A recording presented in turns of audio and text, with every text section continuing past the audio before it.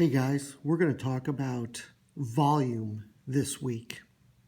Before we get on to volume, I have a fun little activity for us to do, but I want to explain something about volume. Volume is how much something can fill up. Like if you had a shoebox and you had little square cubes, three-sided, and how many of those 1-inch cubes can fit inside that box.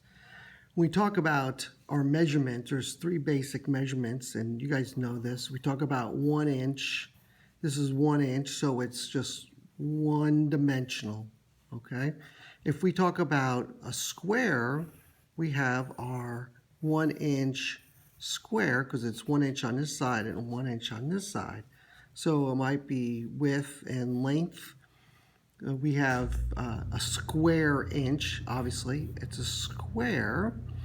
And then finally, we have what we're doing with volume is a cube root. A cube has 6 sides, as we all should know.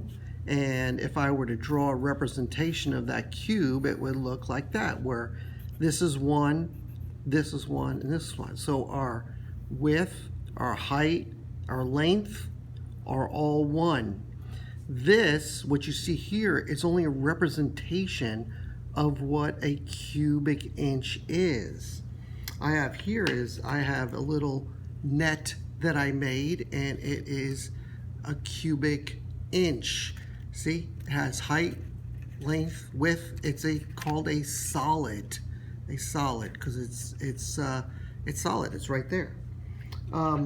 We have a little exercise that you're going to do, our first exercise, and it is to make a solid.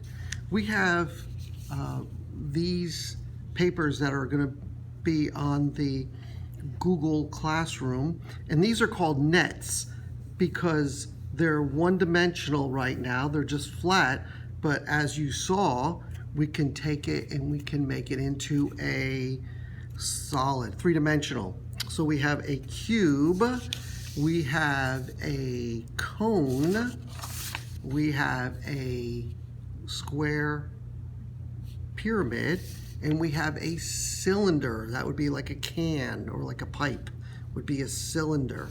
And we are going to make those. So what we're going to do is I'm going to do probably the hardest one, which is a square pyramid.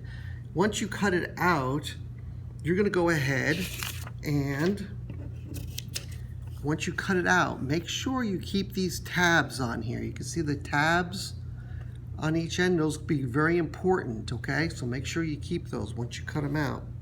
You're going to color it, all right? Once you color it, if you choose, you don't have to.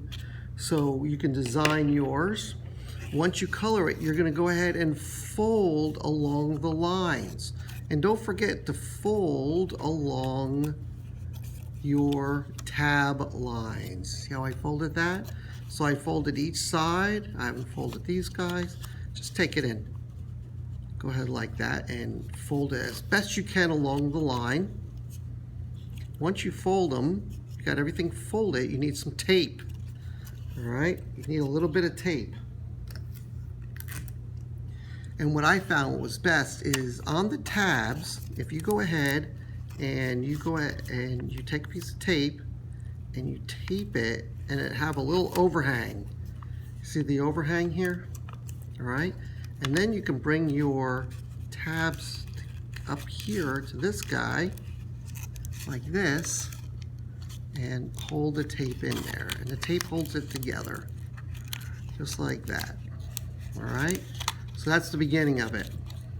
I don't think I folded that one very well.